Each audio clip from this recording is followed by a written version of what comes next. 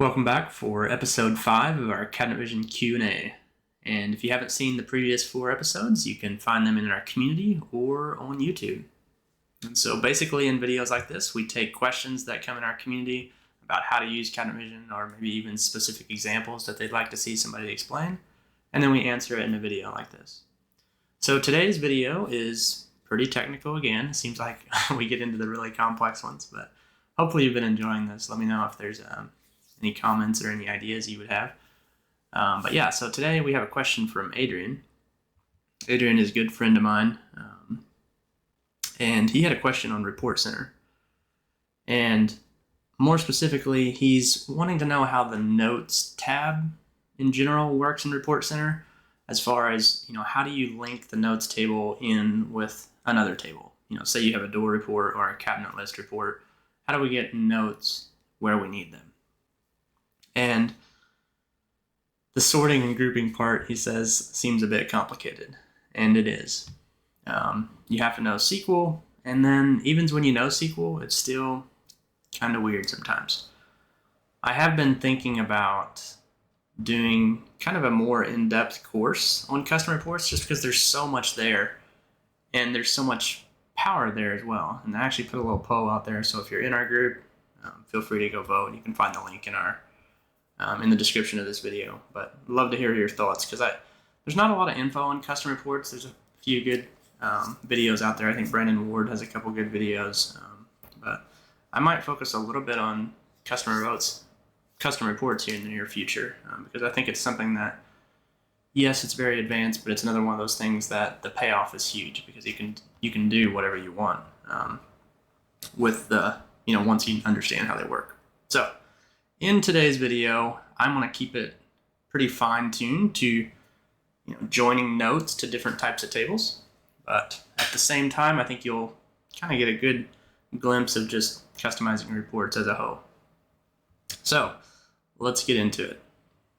So I'm going to be in Cabinet Vision 2025, which, side note, 2025 seems to be very good. Love to see it. It feels like a really solid version. Okay, so what are we talking about when we talk about notes, first of all? Notes can be in a variety of places. So if I right-click on a cabinet and go to Notes, you can put notes here. If I go to Room and go to Notes, you can have notes at the room level. Same with Job, same with Doors, same with Parts. All of these different categories can have a note on them. And now some of you might quickly jump into Cabinet Vision and be like, well, I don't see the Notes tab. And that is common, because if you don't have a note, the Notes tab won't even show up. So how I did this, which most times notes will be coming from UCSs or some type of automated method. You won't be adding them manually like I'm going to be doing in this video. But for the sake of demonstration, I want to add a couple manual ones. So if you don't see the Notes tab, go to Parameters and click Add, and just give it a Myron first note. Change it from standard to a note. And I'm just going to make them the same. One can be a more friendly name, but it's not that big a deal. And then I'll just set it to hello. And then if we come back in, now we have a new note. So again, if you don't see the Notes tab, whether it's on a part, the job, the room, the cabinet level, whatever it is, if you don't see the Notes tab, just manually add a parameter just so you can see it. And then again, more often than not, it's going to be coming from a UCS where you're trying to pass a certain value into a report is how this would be getting used. But you can see our example here. I have cab note equal to 1 and Myron first note equal to hello. So let's say, well, first let's go into Report Center. Let's go to Reports, go to Setup Reports, and I'm going to look at this reference table. Okay, so here is the notes table. Now, there's some limitations to how Cabinet Vision tries to store notes. I mean, it works fine for actually storing notes, but when you try to tie it into like a cabinet list or a door list, this is not really the best way to be able to do it. because you'd have to write a join statement for every single note that you want. And so what I've found is I found a better way to be able to, and I got some inspiration off of the forum. There was several guys talking about this or doing similar things, and I've just kind of expanded upon that thought. But you see how there's parent types. So I kind of named some little test notes just so we can see where we stored these. But anything at the job level will have a parent type of 1. Everything at the room level will have a parent type of 2. And then you can see I have 2 at the cabinet level. Cabinet level is 3, and you can see they're both on cabinet 1. But it's a little bit hard to work with this just because it creates a new row for every single note that's added on the same cabinet. So in this video, I'm going to show you my preferred way of doing it. I'm also going to give you everything you need to be able to do this. And hopefully this can be plug and play for you. So I think I'm going to start by showing you the script. And I'm not going to walk through this. The point of this is not for you to be able to write your own script. This right here, you just need to copy and paste and put in here. I've spent time making this work. You don't really have to worry about this. I do want to explain what it's doing. So what I wanted to have is I wanted to have a table that showed me all the cabinet notes to make it easier to join in here. And so that's what this script is doing. So whenever you run this script, it creates a unique table. So here's all the job notes, here's all the room notes, here's the cabinet notes. Now, this is what's nice. It creates a new column for additional notes rather than new rows. That'll make sense later whenever we start talking about the joins. But it's kind of a big deal to have it all in one row. That way I don't have to write a bunch of join statements. Okay, so literally what this script does is if it finds a job note, it creates a job notes table. If it doesn't, it'll drop it, which is nice. And same thing with room, cabinet, part, drawer, rollout, all of these things. And so when you go up to tables, just by having that script in one of your reports, you'll now have these new note options. And so now if I go delete the job note, let me take job notes out of here.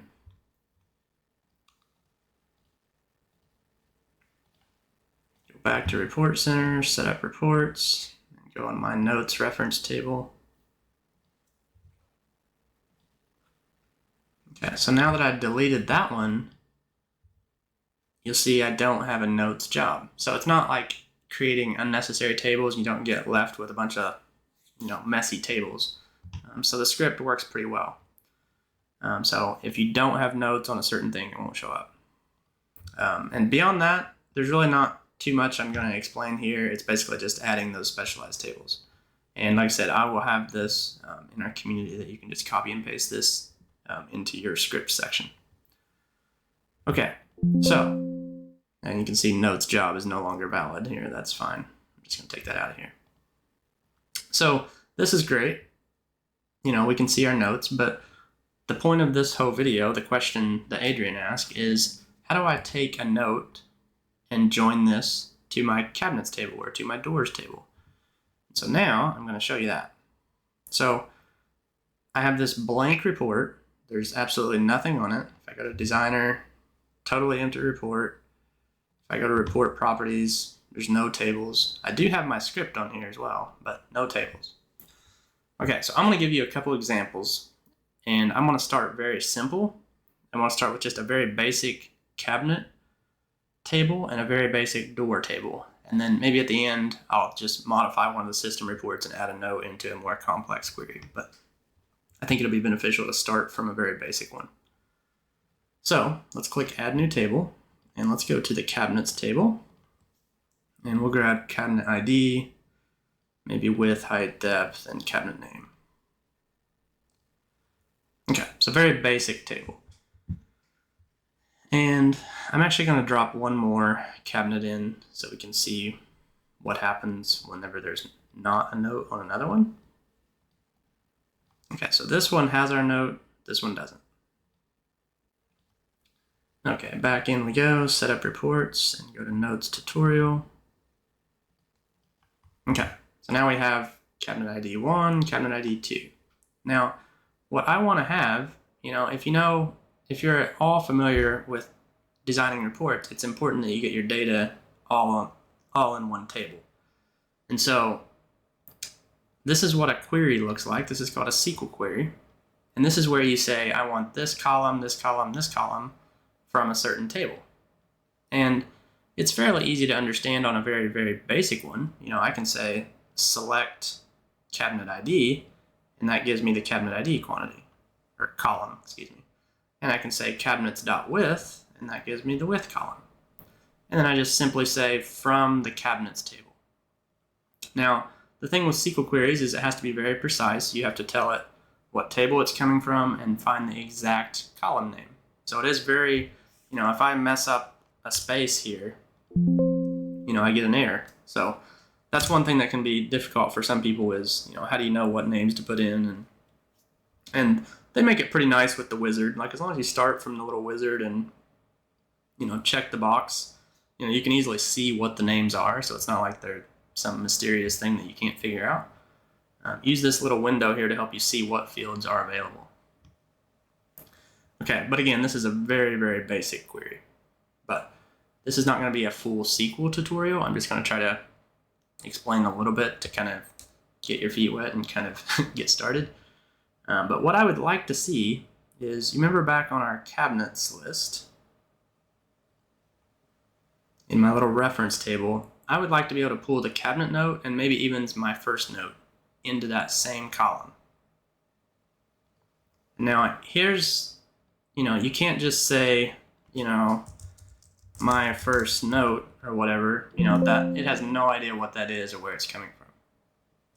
So the first thing we have to do is a join. And so I often type these out myself. I find it's easier, but you can actually use the wizard. You can go to cabinets and, if you pick something and then go pick something else, like this, it can build this for you. I would rather type it out myself. I like to start from scratch because I think it's easier to teach rather than kind of trusting the wizard and trying to memorize just different things that to me don't really make sense. So you're welcome to play with the wizard. I typically don't. But what we have to do is we not only want to grab it from the cabinets table, but I also want to grab it from my other one, right? And if you remember from the reference table, I know this one is called notes cabinets. So I can't just call data from two different tables without specifying a link, because I can't just say pull from cabinets and notes because it wouldn't know which note goes with which cabinet. So at the time of doing the join, you have to tell it what field is kind of the identifier. So bear with me. Whenever you kind of see this coming together, it might make a little more sense. I'm going to start with inner join. And the only reason I start with inner join is because this is the most common type of join. But then I want to explain a little bit more on that because we're actually going to end up using a left join. But I'll get into that a little bit. It'll make more sense with the two cabinet thing when we see the data here. So let's think about what we're doing. I want to join my notes table. So inner join notes cabinet on. Okay. So at this point, I told it to join this table, but now I'm giving it some information on how will it link it. I need a common identifier from the cabinets table that matches with a common identifier from the notes table. So I'm going to say cabinets dot cabinet ID. That's going to be my key factor that links it. And I'm going to say, in order to put these in the same row, the cabinet ID on the cabinets table has to be the same as the notes cabinet dot parent ID. Okay, now I want to look at the tables a little bit to kind of show what this is talking about. So on the cabinets table, I know cabinet 1 and cabinet 2 is under cabinet ID. But if I go look at my notes table, there's not a column called cabinet ID. because it's shared in multiple different places. But what's happening is it's saying the parent ID is 2. So while it's on the cabinet level, this is going to be the same as cabinet ID, but I have to call it by the name of the column, which is parent ID. Okay, so let's go back here. Now I've successfully joined it, and you see I didn't get an error. Whenever you kind of click up here to refresh it, you would get an error if anything was wrong. You know, if I didn't have D on the end, I would get an error. So again, very particular, and you'll get a lot of those. But now I've successfully linked it, but there's no column yet. So at this point, now I have to specify what I want to add. Because remember, the select statement is basically telling it which columns I want to see. But now that I've linked it, I have permission to use this notes cabinet dot cab note, I believe is what it is. And now I get cab note of 1. And then what was my other one? Let me go look at that one. Myron first note. And this is the beauty of it. With one join statement, I can link as many notes as I want. So I could just keep adding these notes cabinet dot Myron first note. And now I have that. Okay, so that's the power of doing this script style method. And compared to trying to work with that old original notes table that CV uses, I think this is way better and you'll have much better success with this. Now, very important thing. I mentioned the whole inner join thing. Definitely the most common type of join, but in this case, an inner join says basically the same amount of rows are going to exist in both tables. And so that's why we don't see cabinet 1. Because remember, I did not add a note to cabinet 1.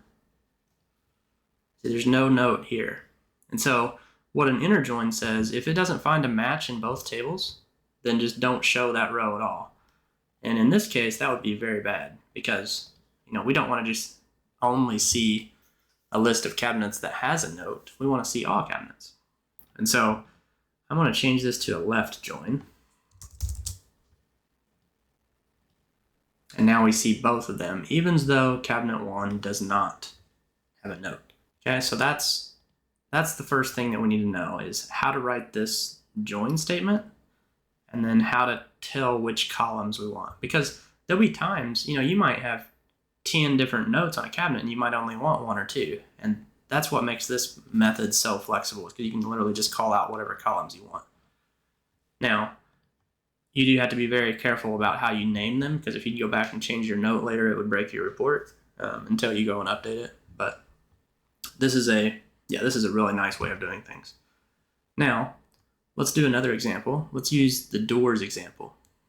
And then right after this, I'm going to go into a system report, just maybe like a system door report, one that is kind of more like we'd expect and give you a more real life example. So let's go to tables and let's go to parts. And this time I'll use the wizard just to show a different style, but it's going to do the same thing, but I'll just show you kind of how to click through it. So I'm going to pull over part ID. I'll do width and length, and maybe description. It doesn't really matter what I pick here. This is just an example. So these are all from the parts table. Now I'm going to switch to, oh, sorry, I said I was going to do doors. That's okay. I'll just do parts. Notes part. And I'm going to pull over the part. And now, as soon as I try to add something from another table, you know, it sees that this is not from the parts table, it's from the notes part table. So it has, this is where I have to give it permission and tell it how it links together. So I'm going to say parts and notes part. And then very similar to how cabinet ID was tied to parent ID, this time we're going to do part ID links with parent ID. And then, honestly, I'm not even sure which one is inner join and left join. I think one is probably inner join since it's saying both tables are equal. Yeah, that does a good job of explaining it. Include all records from parts and only records from the notes part where the join. Okay, yeah, I think number 2 is what we want. But let's see what this generates. I'll pull over part note. Okay, so yeah.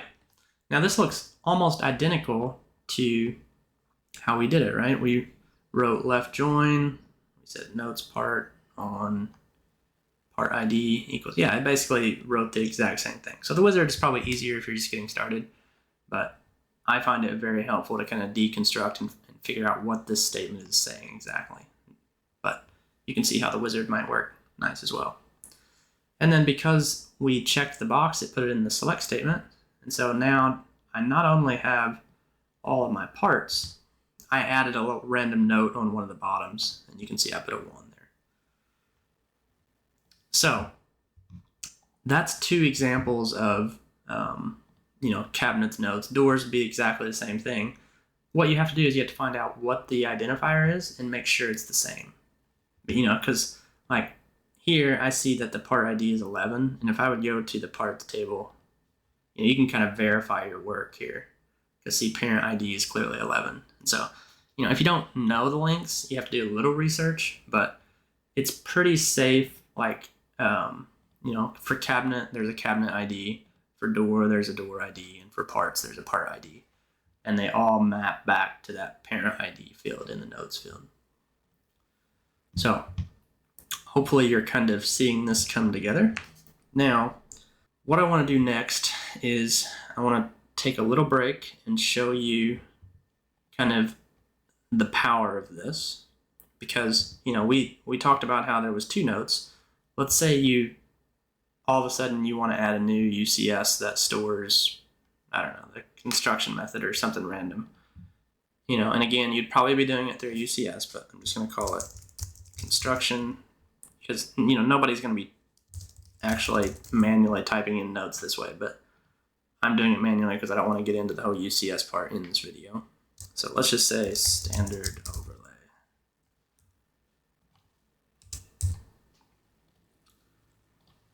And that gives me another note. Okay, so now I have 3 notes. So let's go back to Report Center and back in my little test cabinets table. I don't have to change anything other than what was selected here. All I have to do is go notes dot, what do they call it, construction. Okay. It's actually notes cabinet dot construction. There we go. And just immediately I can add notes. Like once it's ready to go, you can just add as many as you want. And then if you might say, well, cab note is not needed. Well, I can just take that out of the select statement. And I still have a very controlled way of doing things. Okay, so let's go into more of a real life example. Let's say I want to put a note on a door and I want to add it to the door report. So let's go grab just a stock door report. Door list, and let's make a copy. Plus fancy notes. Okay, so the first thing I want to do is I want to put my script. Just Control A to grab everything and then copy that. I want to put my script in here because it's important that this runs every time the report runs. And then I would always just kind of go back to elevation and back into reports after you do a script. And now let's look at our doors table. So now we have a much more advanced query, right? It looks a little more daunting. That's okay. And now another thing that kind of adds complexity here is like when you migrate from older versions, it puts this little original query. I'm just going to erase that. You can see how it's actually commented out. It's not doing anything. That just adds eye fatigue there. Let's get that out of there. Okay. Now, let's look at how we can still do the same exact thing, even though it's a very complex query. So we know that we want to join our door notes. And again, let me just pull this guy in here. There should be a notes door. And here's my field. You don't have to add it here, but it's not a bad idea to just put it in the same report you're working on, just so you can kind of visually see what you're looking for.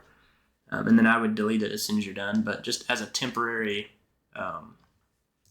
reference, it can be very helpful. Because, I know I'm looking for, parent ID should match the door ID. And if I would go find, this is valuable. You see it's just one row with a quantity of 4 because it doesn't see anything different about this. And we're going to get into separating that because as soon as I put it in my select statement, I should get a quantity of 3 regular doors and 1 door with a node on it. But right now it doesn't know anything's different. Like all the columns that it's calling for are exactly the same, so it combines it into, a quantity of 4. Okay, so the very first thing I want to do is you see how they kind of use parentheses between their joins? Like here's one join, they close it in a parenthesis. Here's another join, they close it in a parenthesis. And then another one. So let's cap the end of this one with a closed parenthesis and then open a new one back here. Now we're ready to go into our thing. And you see they use inner joins, which like I said, inner join is by far the most common. But we know for notes we want left join because there's not always notes on every door. And then if you still, we could go back and reference our old UCS and kind of copy it in because it's almost the same, even though the doors one is slightly different than the parts one and the cabinets one, but it's the same concept. Because if we think about what we're doing, we're joining notes door on the fact that doors door ID is going to be an exact match to notes door dot parent ID. If I click on doors, that should accept that.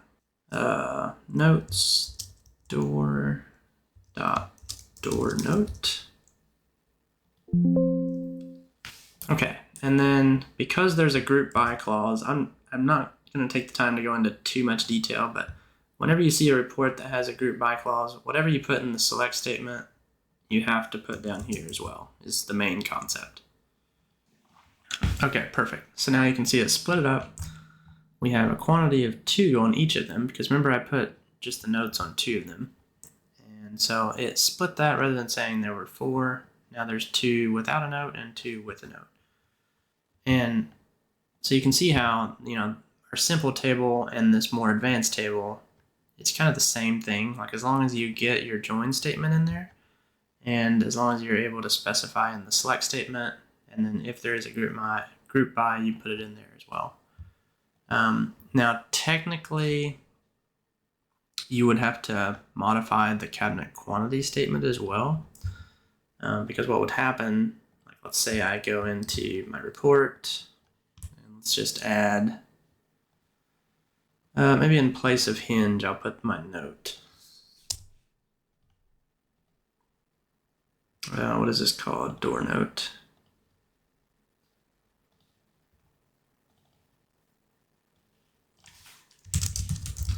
So I'll just call it my note.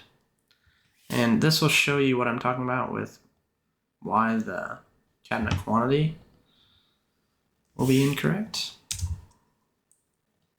Okay, perfect example right here. So everything that we added is populating the main data, but this cabinet quantity statement has its own entire query. What I mean by that, let's go back into setup reports, go to tables. Let me copy this entire query into Notepad, put it on SQL. Now, let's compare that with this statement right here.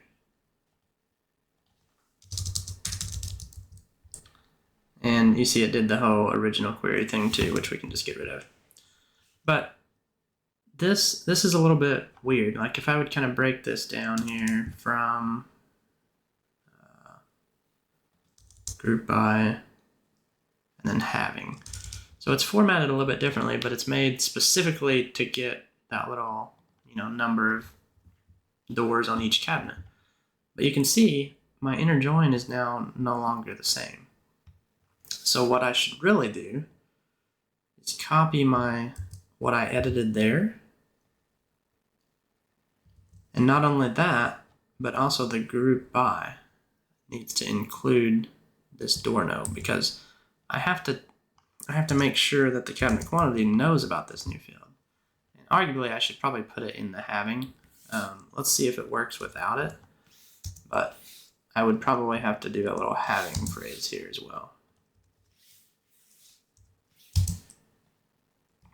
So let's go back into our report. And I always like to totally erase, click off, and then paste it in because it's kind of a weird little field there.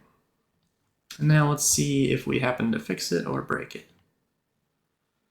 Okay, we didn't fix it yet. So what I would need to do is add a having statement. So let's grab one of the more simple ones. Let's just do door notes since that's very similar. And let's paste it in here. And instead of doors.notes, it's notes.door.doornote. That's not really complex there. Sorry for my weird naming of my manual note there. And then it should equal door note.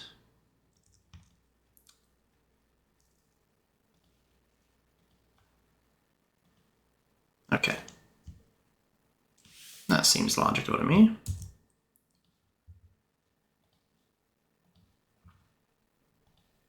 So we go in here, we erase the original, paste in the new one. And let's take a look now. There's a lot of back and forth on one like this. Okay, now that is correct. It still looks weird, but that's correct because there's one door on cabinet 1 that doesn't have a note and one door on cabinet 2 that doesn't have a note. Let's go back and add a note on both of these. So then we'll get a 3 in 1 deal. So the note is door note with a value of 1. Let me put it on this door as well. You see it doesn't have anything right now.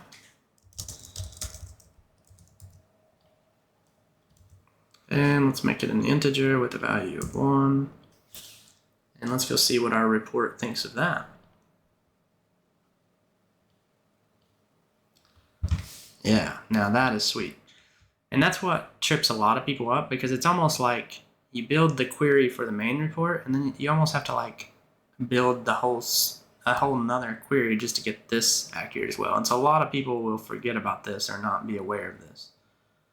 And you can basically, to summarize, the from statement can be exactly the same.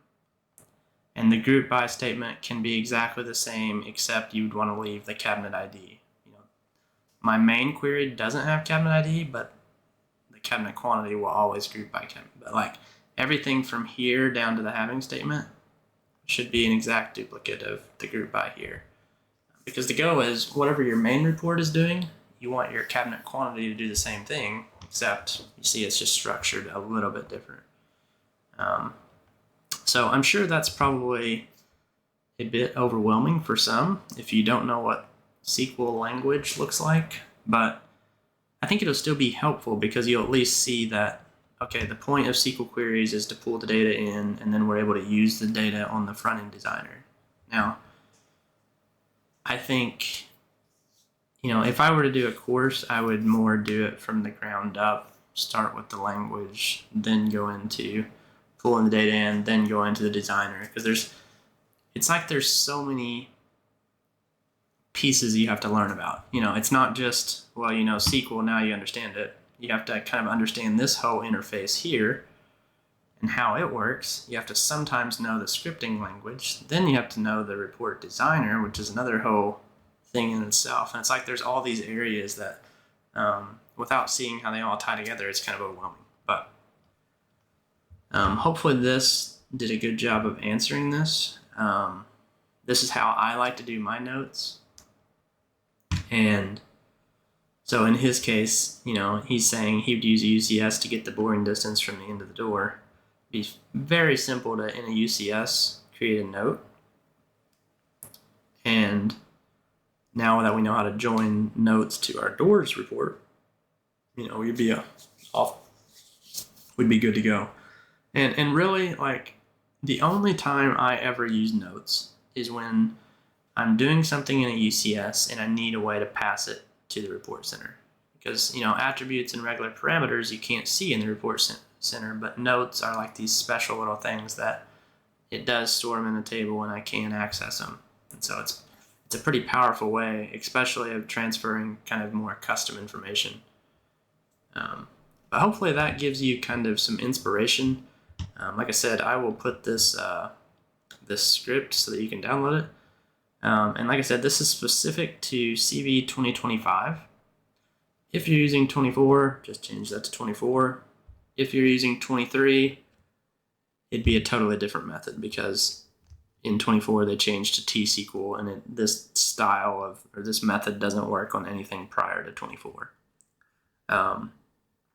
If you're on 23 and before, you can actually search the forum. I forget who posted it, but they had a very simple little transform thing where they linked the notes table and then like had like a way of transforming it. I kind of forget the exact details, but prior to 2024, that was how I used to always do it.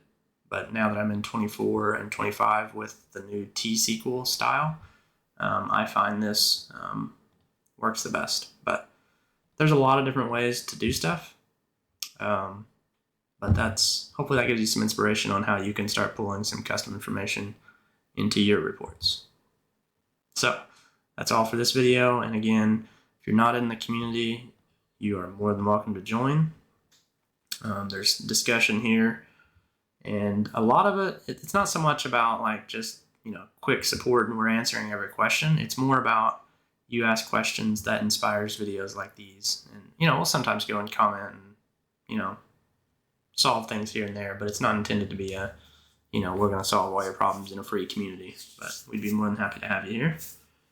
And feel free to post your questions and we will potentially cover it in a future video. So thank you guys for watching, and I very much appreciate your time.